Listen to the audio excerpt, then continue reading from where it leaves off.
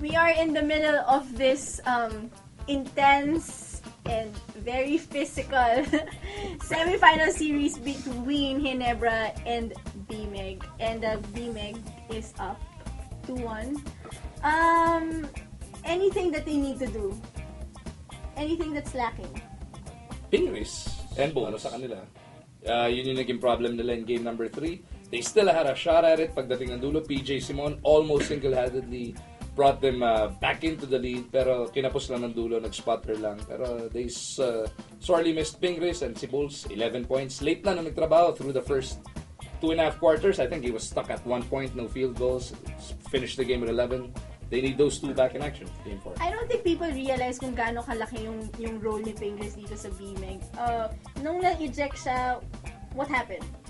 I think ang nangyari doon nawalan ng defensive heart and soul lang B-MEG. I mean, this is a guy who help defender siya. He plugs the holes. Naiwanan ka ng tao mo, sinaksakan ka, Pingris is there to help you out, block the shot, give a hard foul.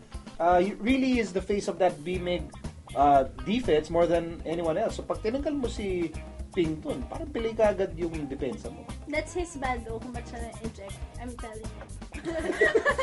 I mean, you have to be smart pagdating sa mga ganitong klaseng series. Ikaw, Jason, what do you think about Denzel Bowles? For the first time in the series, Rudy Hatfield was able to compete against Denzel Bowles. He was able to do it nung knockout. But ever since then, yung games 1 and 2, hindi niya matulak si Denzel Bowles. Pero game number 3 was finally able to do it. In this series, there's a lot of questions in the mind of Coach Tim after game 3. Bakit? Okay, if you're Coach Tim Con, you're saying, I beat them in games 1 and 2. Okay? Natalo ko ng game 3 pero wala si Pingris. Now, the big question would be, do I have to make changes? Or do I just say, hindi, wala si Pingris kaya kami natalo?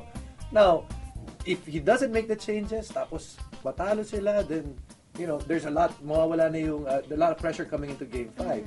Now, if he does he does make those changes, baka naman he's overreacting to the situation dahil nga iba yung barahang hawak niya ng game number 3 compared to the first 2 games. So that's what Coach Tim has really got to fix right now with that team, at least on his side in terms of adjustment. Well, what do they have to do to seal the deal on Tuesday? Well, better end-game performance, that's one. I think yung mga B-MEG fans were hoping na, guys like James, Bowles, would be contributors down the stretch.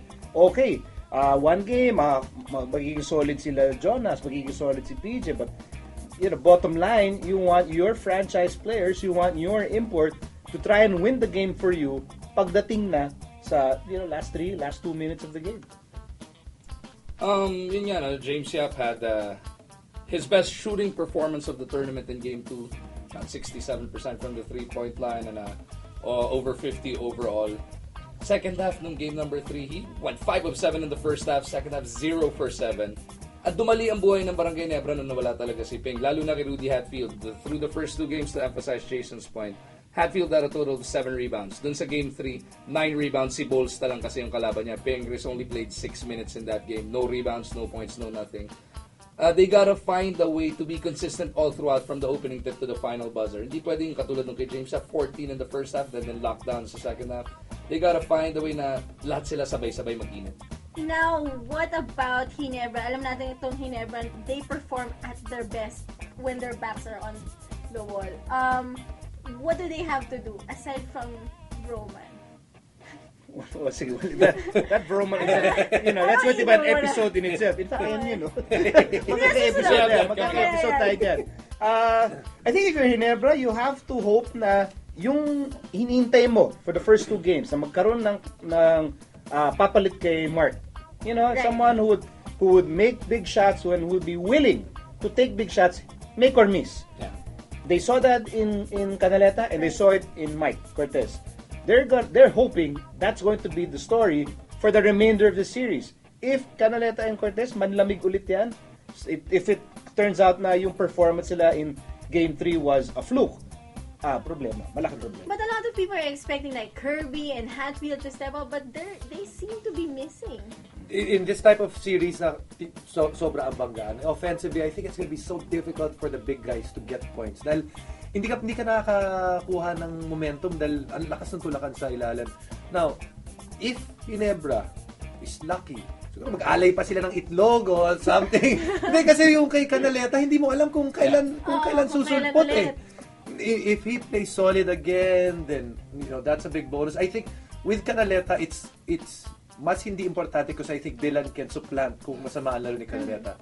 Pinaka-importante pa rin dito. We said it in one of the first previews for this series, Mike Cortez. Mike Cortez, if Mike performs, they're going to be tough to beat because at least mula sa point guard spot, nakakuha sila ng puntos tsaka umaatake si Mike. Still, even if Canaleta got those 20 points or so, Mike Cortez was the only one willing to drive to the basket. That's true. Yung sinasabi ni Mikong Spark, both Canaleta and Cortez, they top scored for Ginebra in game number 2. 19 points kay Canaleta, 16 kay Cortez. Pero yung pagdating ng dulo, yung dalawang 3-point attempt, isa sa kaliwa, isa sa kanan ni Canaleta, missed horribly. Talagang taplis lang sa ring yung nagresulta. This time around yun niya. Pamisa-misan, pumapasok yan para dito kay Nino Canaleta. Ang ganda ng timing niya in game number 3. Pero yung tapang ni Mike Cortez nga, like what Jason was saying, yun yung inabang mo, a triple-double performance in the semis. Bihira mangyari yan dito sa mundo ng PBA. Triple-doubles, okay, hindi rin ganun kadalas sa elimination round, pero mas bihira pagka playoff games. Ito semifinals on this stage, back against the walls, kaya nga, na-inspire talaga yung barangay natin. I'm not even gonna be surprised kung umabot ng game 5 to.